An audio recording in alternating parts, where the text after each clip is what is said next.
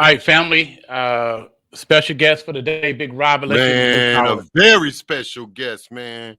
You got to bring him in right, Pierre. You got to I'll bring let you him do in it, right. brother. Go ahead. Go ahead. No, Introduce. no, I want you to do this, brother. You the man with the power behind it. I'm just Nah, the man that carry the bags. brother, brother. I done took some X lights, man. Can you introduce this? Can you introduce student minister?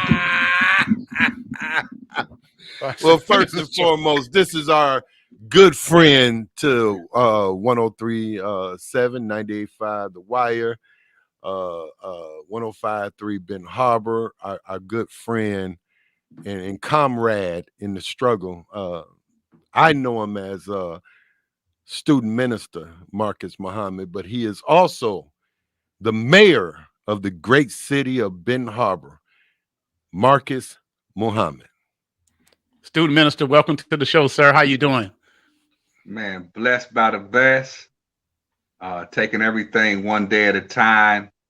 And as always, my pleasure and privilege to be on the show with you, PA and Big Rob.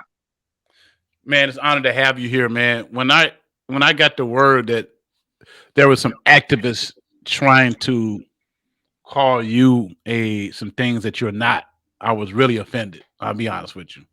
Yeah, I almost And made a trip. yeah, because I know. PA had to stop me though, student minister. So Yeah, well, I know that you moved back to Ben Harbor because you love Ben Harbor. You are Ben Harbor, and I know that if anything's going on, it's gonna be in the best interest of the citizens that you're gonna rule in, and that you're gonna make sure that your council follow your leadership on. So when I heard about this other stuff, I was kind of shocked. First of all, like Rob, man, can we get the student minister on, man? I know you've been on the news. I know Good Morning America, all over the mainstream media. But we are honored to talk to you today, so you can tell our people what's really going on in Ben Harbor, and really set the record straight. So what is happening there, man? So, as you know, just to give you a timeline, and good thing about coming on with the two of you, the interview is not going to be truncated, chopped and screwed, edited, where the people do not get the real context and substance of the interview. NBC Nightly News interviewed me for 45 minutes and told me that they really enjoyed the interview. The context that was given was great, but sorry, we can't use anything. Woof. Al Jazeera did a little bit better. CBS News Report. So the mainstream media, I'm in agreement with 45. That's just fake news. So hopefully, and I know for sure, which is why, I declined other interviews at this time, and it was important for me to come on with you and Big Rob. So in 2010, the city of Benton Harbor was placed under a financial emergency. And this is when I was first walking in office. This lasted for 7 years. At that time, our fight was just simply, the right to vote. And as they exited out, they did leave out of Benton Harbor like they left out of Afghanistan, where it was they just Wow. hurried out because of the lawsuits, the criminality going on in Flint, the poisoning of the Flint people. It was all over Rachel Maddow. Benton Harbor was out in the public square at that time for the injustice that was taking place. The first emergency manager tried to sell the water plant. Found out that he couldn't sell it. Then he tried to outsource it. Found out that he couldn't do that because we had just taken a $14 million bond to totally upgrade it, because our water plant was built in 1954. And as it stands, we can pump up to 12 million gallons per day. Wow. And provide water to the entire Southwest Michigan. In fact, we currently have a intergovernmental agreement with the city of St. Joseph where if there was some kind of disaster or somehow St. Joseph could not get water from their plant legally, we would have to distribute water to the entire city of St. Joe and St. Joseph Township immediately. So first part, the water source is not contaminated with lead. So that's the first thing I have to say. The lead comes in from the old, outdated infrastructure and pipes in the homes, as well as the lead line from the curb to the home. And we learned in 2018 to fast forward, because once local control was restored, we was ready to hit the ground running with the Home Rule Act 279 of 1909. But the Great Lakes Environment, or excuse me, the Department of Environment, Great Lakes and Energy, Eagle came in, which at that point I was a little like, wow, you know, you all just left. Now you want to come in and inspect our water department. So I said, okay, they came in, they said, we want to start testing. We want to make sure that you're in compliance with the Clean Drinking Water Act, which we want to be in compliance. We want clean, good water, safe water for the residents. So I signed an administrative consent order to work with the state. So they said, well, we're going to start testing homes for lead. And that's when we found that out of 30 homes, 8 homes exceeded the 15 parts per billion. And that's when we began to inform, get the word out to residents. As the mayor, we held a press conference. We notified Benton Harbor area schools. I personally took water. We took water to the homes that exceeded the lead limit. The 22 that did not, they were informed. They were given them the parts per billion for each home. So that was the start of it. But you know, the way that it's going now, the way that the mainstream media is reporting it, you know, it's so charged with politics and politics that the solutions that's on the table are being lost, because the narrative that they want to drive is to kill 2 birds with 1 stone. One, they do not want the Black, Muslim, Nation of Islam, Farrakhan affiliated mayor in the city of Benton Harbor. I'm just going to call it straight out. Facts. And when Mayor Watt and myself and the 8 other Black mayors in this city went to Lansing and said, hands off the ballot, and we showed that strength and we showed that power, and they were asking the question, who was the principal organizer?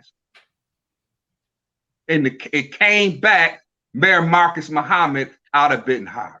So I knew then that we was marked for death in some people's eyes.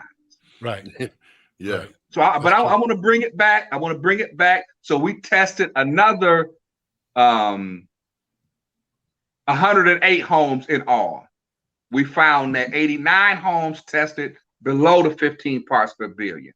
My home was one of the homes that was tested. It came out at 0. So we didn't have any lead in mine, you know, but it was 19 homes that tested above the 15 parts per billion. And this was the 3rd year in a row of lead exceedances, which triggers another response from the state of Michigan. Now, Kalamazoo, Michigan, had 2 years of lead exceedances. The 3rd year, the numbers went down. So it didn't trigger this kind of response from the state government, federal government, etc. But it's an undercurrent, and it's a whole nother agenda that's attached to this issue, and it'll come out with time. So when you hear a critic say that you're killing the citizens of Benton Harbor, how do that make you feel, especially when it's coming from a so-called Black man? Well, you know, the Honorable Minister Louis Farrakhan, he said that the most honorable Elijah Muhammad said, brother, I hears a lot of bad talk about you, brother. He said, but you just like myself. You don't pay it no mind, and you keep on doing good. You know, so I shared with the governor's people that I'm unbought, I'm unbossed, and I'm unbothered. Because what they say, you know, they can allege anything, but can they prove it? And he told me, he said, brother, it's an honor to be checked and found clean. So any investigative body, any agency that wants to invest, in fact, I'll be going before the House Rules Committee on Thursday. And I can't wait. Wow. Wow. So you got some money from the state. Is that, and that money is going to be going towards these pipes being replaced, I'm assuming? So right now we currently got 5.6 million. And that came from the EPA, working with the Republican Congressman Fred Upton from the Obama administration.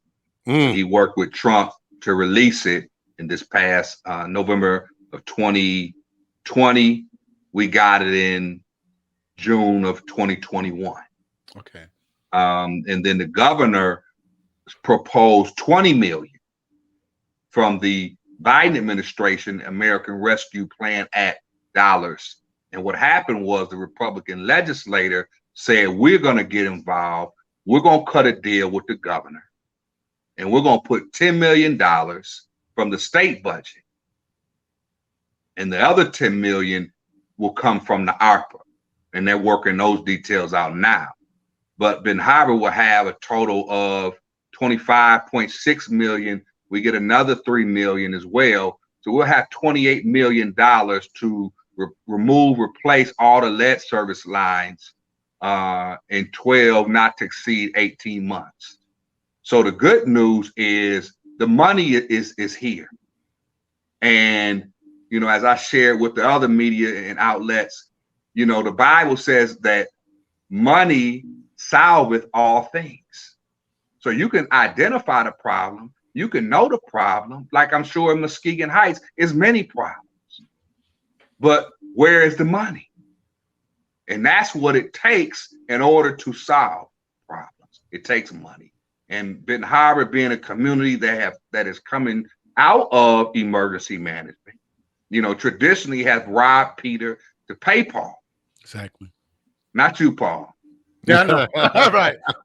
But you get my point. Yes, so yes, a $30 million bill that was placed on the mayor's desk to say, you know, why didn't you do this 3 years ago? Well, we started 3 years ago, but all we started with was 275,000. Wow. But guess what? We worked with what we had. We was grateful over little, and we changed out about 60 lead service lines already. We passed a resolution with the money that came to do another 100, then another 260. But in working with the state, they're going to come in with the 20 million, help with the procurement of contractors and all of that, so we can do this in light speed. So that's why I can't, Paul and Big Rob, get consumed and caught in the blame game and listening to naysayers and those who have other motives and agendas. Reverend Pickney, as I told Mark Lamont Hill, I love him, I respect him for his activism and his effort to try, as he knows how, to address the lead service line issue and the water issue in the city of Benton. How he feels about me personally, I can handle that. Because I know God, if he be for me and whom he befriends, is not disgraced. So I can bear what they say. That right there, what you just said, and then me hearing words from Reverend Pickney. And then on top of that, me knowing what you did behind the scenes for that man. There's nothing in this world could ever make me publicly for what you did for me. Because you saved my life at a time I needed to be saved by introducing me to the most honorable Minister Louis Farrakhan. I could not say those words to you publicly. Now, privately, what we do behind closed doors, we can whoop on each other. And when we open that door back up, we can hug each other, and nobody got to know the difference. But when a man takes the stand and calls you a murderer when you were a lifesaver of his, I have a real big problem with it. And I'm trying to stay somewhat politically correct because we're in this forum. If I got to go back to prison, Big I don't have a problem with it, because my brother, what you did for me and what you continue to do for me. I didn't just meet the minister once. I've heard people in the Nation of Islam that are registered members say, I haven't met him once. I done been around that man 5, 6 times, and majority of the time, it's because of you. Well, you know, Big Rob, I spoke with the Honorable Minister Louis Farrakhan. And he asked me, he said, because of course, before I went on all these networks and interviews, you know, I needed some guidance. Absolutely. And he asked me, he said, brother, you're not going on these television shows to go against Reverend Pinckney, are you? And I said, no, sir, brother minister. Wow. I said, we'll be going on the shows on behalf of the residents of Benton Harbor to give the world the facts, the truth, and how, most importantly, how we're going to solve the problem. Wow. And he said, yes, sir, brother. Wow. See, Minister, student minister, how many people have been impacted in Benton Harbor by the lead crisis? So we're still testing. You know, as I stated, we've tested 108 homes. We found that 19 homes tested above the lead limit. 87 homes tested below. So we found it's not every home. Not even in the majority. way that the media is portraying it, you would think Benton Harbor is a toxic dump. Well, if you turn on the faucet, Valvoline oil gonna come out. Well, that is not the case. So Benton Harbor is not like Flint. Benton Harbor is not Flint. But to use Flint as a stick and a stone to make that Governor Whitmer's crisis. You see what I'm saying? Because she's on the ballot next November. And remember, Liberate Michigan is what Trump yelled. Right. That's still in motion. You know, wise political people, they only look at the present to calculate on the future. And they change lanes and change and transform but the agenda is the same. So they want Governor Whitmer out. No doubt. Question and if they see Mayor Muhammad as a strong ally,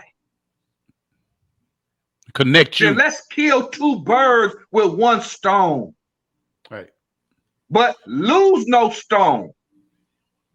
Because at the end of the day, as I said, working with the governor, working with the residents, we're working with the clergy, we're working with the school district, and we even working with those who oppose. Because it's something to that as well.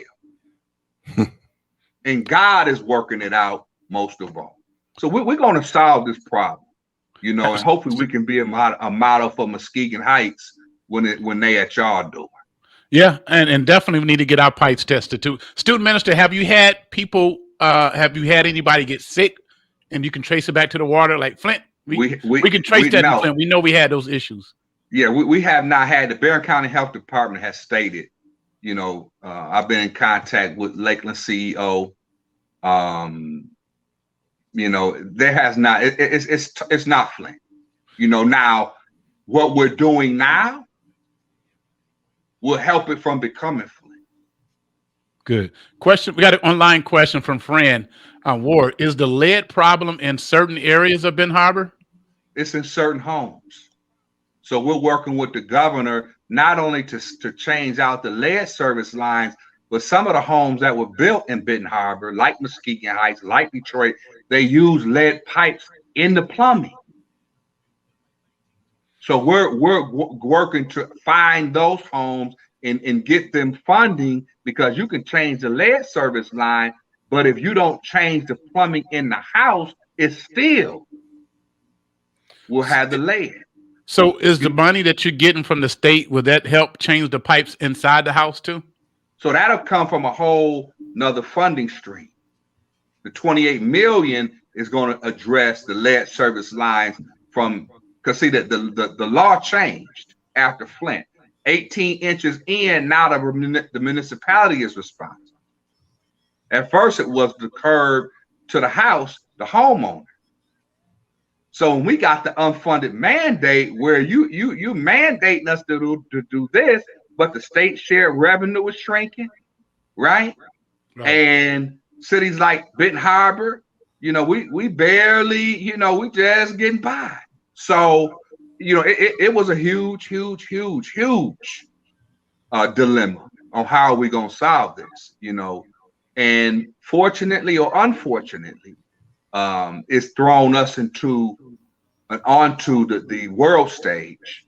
But like I've shared with other media outlets, and I'm saying it here on this show, that in 18 months, we want to come back and give you a report and say Benton Harbor, the city is lead free. Now, is any companies in Benton Harbor helping with this issue, this problem? So you have people coming on, on the ground in the city, of course, and this is one of the things that I would say, this is why it's so important. Reading, reading is so important. We've sent out a lot of letters and notices, but everybody does not read. That's why, like I've said, I'm going to exhaust all means and measures, Facebook, Twitter, Snap, whatever we got to do, what's the new one? TikTok, whatever we have to do to reach the people, because conventional methods and means, it's not effective or as effective. And with this issue, we got to reach everybody. We're live with Student Minister Marcus Muhammad, City of Benton Harbor, simulcast and broadcast, dealing with the water crisis in Benton Harbor, Michigan. If these individual residents don't have the money to repair the pipes inside their house, what happens to them? They have to, of course, you didn't cause the problem. Nobody's saying that Marcus Muhammad caused this problem. How do they what kind of remedy are for these citizens who might not have the money? So the good thing, PA, Governor Whitmer signed a executive directive where we're going to be partnering with her office, all state agencies, federal partners, to procure the funding where we'll be able to help them replace the pipes in the home. Now that's unprecedented and extraordinary. And like she said today, what we're doing in Benton Harbor, they won't be able to do in every city. Wow. So wow. Go ahead, Big Rob. No, it's just, because to just infuse, $30 million plus, the state budget, it was exclusively for Benton Harbor, the 10 million. And then the 15 million in emergency water resources, we're using that now. So we're getting over 30,000 cases of water per week coming into the city. And we'll be able to hire residents to deliver the water. And then we have a community response team that's going to be dealing with the door-to-door education and getting information out to the residents. So we down here working, we grinding, Big Rob and Paul. You know, for those that's just saying, you know, oh, the mayor ain't did nothing, he ain't doing nothing, he knew about it, he concealed it, you know, he need to be in prison, he should be in jail. You know, why they, you know, Trinidad James, y'all don't play him no more on the radio. DJ Q, he said, don't believe me, just watch me. Believe me, just watch. Just watch me. Wow. Are you getting support from your council? So last night the city council passed a resolution 8-1. Declaring a local emergency and putting all power behind the mayor to work with state agencies and the governor to address and resolve this issue. So, you know, one of them, he came to the press conference today. But we would have wanted a 9-0 vote, but I take 8-1. Okay, that's good. So a friend says, so this is not a Pacific side of the city. It's basically random homes. Random homes. Okay. Go ahead.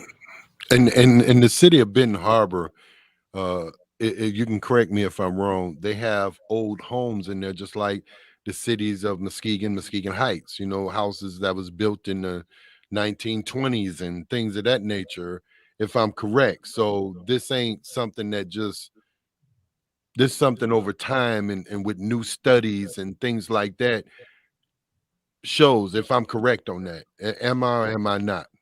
So precisely. So the city of Benton Harbor, 1865 is when it was first established.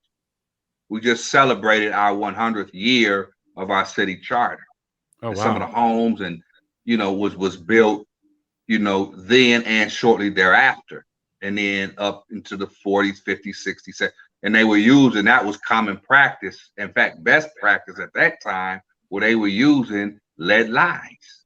But they learned over time, of course, at that time, lead was very profitable in terms of the piping. So that was just a part of the industry.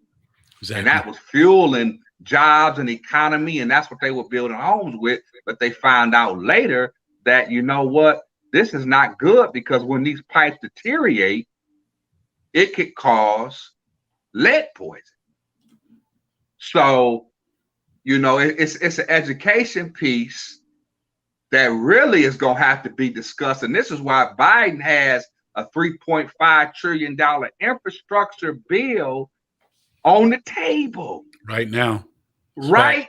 N-O-W. Right. Because it's, you know, in fact, the city of Benton Harbor, the 5.6 million, it was 2 cities in the entire state of Michigan that received that grant. 40 cities nationwide. Guess who the other city was? Who? I got a prize for whoever. Grand Rapids. Okay. GR. Wow. Right. So why would they receive a $5.6 million grant for lead service line removal if they didn't have none? So this is a problem that's probably going to be throughout the whole state of Michigan. According to the National Resource Defense Council, they say there's over 460,000 lead service lines in the state of Michigan, and Michigan ranks number 3 in the union with the most. So as I've told the media outlets, Flint batted first. Benton Harbor is batting second. But who will be third and who will be fourth? Well, and that's why we're trying to stay focused, Rob, on solving the problem, so we can be a model and an example for other communities of how to get this right. Because Flint just, you know, they was poisoned. And see, when you put Benton Harbor in the context, then now people take their eye off of what really ain't even been resolved in Flint, because the criminal case was thrown out. Yeah. And the settlement, you know, the people in Flint, you talking about 600 million? The lawyers taking 230 something million? And the people got to split 400 million over 100,000 people? Right. Yeah. So I mean, this right here, the skullduggery, the treachery, the trickery that's going on with this. I just asked people in Muskegon Heights. I know y'all Tigers too. Y'all just celebrated 100 years. You know what I'm saying? Shots fired at Muskegon Heights Tigers. You know, don't drink the Kool-Aid. I know they, you know, don't drink the Kool-Aid. Right. Because that's where, you know, it's a potion put in there for you. Now you brought up when Benton Harbor was chartered, and I think you said 18 something, right? If I'm correct on that, Mayor. I didn't hear you. You brought up when Benton Harbor was chartered, and it was in the 1800s, correct? So we was established in 1865 by the Missouri Senator Thomas Benton. We were chartered as a city in 1921. The reason why I'm asking this, you have a neighboring city. I think St. Joe, is it? Right. And when were they? Do you know that information? When were they chartered or whatever? And are they? You know, I don't know particularly, but I do know they just awarded a bid to have their lead service lines replaced. So it seems because they have them in St. Joe as well. It seems as though their focal point is on the cities such as Flint, such as Benton Harbor, and I guess next Muskegon Heights would be next. Inkster, Ypsilanti, those places that are black cities. Yeah, black and ran by blacks. It seemed like those cities are getting the heat, but like you just brought up, it shocked me that it was Grand Rapids that got the doggone money, because Grand Rapids got plenty of business, they got plenty of taxes that they getting. And I'm not just hating on Benton Harbor, I mean Grand Rapids, but you got places like Ypsilanti and Inkster and different places like that who could probably benefit more from that monies. You know, well, you know, maybe when Grand Rapids elect the second black mayor, which I'm hearing that their next mayor may be black, then maybe that's when they'll come in and say that they got a lead problem. All right. That's only if they know they're black, because you got some who don't know they black. They still gonna get it though. All right. Hey man, let me tell you something. Well, I mean, I'm a stay mayoral, you know what I'm saying? But I love coming on the show because, you know, we just keep it 100, you know. So, but you know, it's you can't remove the racial component. No. You know, I'm just gonna give you a pattern. You know, that was one thing that I learned in school and studying math. We had to learn patterns, right? So Highland Park, black community, black mayor, they shut the high school down. And they shut their water department down. City of Benton Harbor, they approached me in 2010 to not accept the money to upgrade the water plant because they knew Benton Township was pulling out, which was a customer, major customer for the city of Benton Harbor. St. Joe Township was pulling out. And they said the residents of Benton Harbor would not be able to pay the loan. So they said, don't accept the loan. But I'm saying that water, like Mayor Daley, when he came to Benton Harbor, he said water is the new oil for the 21st century. So if we had the one of the most powerful or the most powerful water plants on the southwest side of Michigan and can supply the entire Southwest, at least most of Southwest Michigan, then why would we get rid of our water plant? But don't forget the G word, because it ain't nothing but a G thing either. And you know what the G word is? Gentrification. Man, I can't get no help, man. I was gonna say gangster. I was thinking gangster. That's where I was at. But hey, well, I mean, however you you want to put it, because gentrification is gangster. Yeah, yes, it is. Because they're giving you an offer that you can't refuse. Because if they make the conditions so horrific and so terrible to live under, then you know what? I'm leaving Benton Harbor. I'm gone. I'm going to Indianapolis. I'm moving to Grand Rapids. I'm moving to the ATL. Right. You understand? I want a quality education, so I'm leaving Muskegon Heights. Do that make sense? That makes real sense. That makes a lot of sense. So, but I'm saying this. Benton Harbor is for us, and it's going to be by us. So we're going to fix the problem. We're going to keep our people here. Ain't nobody going to turn us around. And at the end, when the dust settles, go Tigers.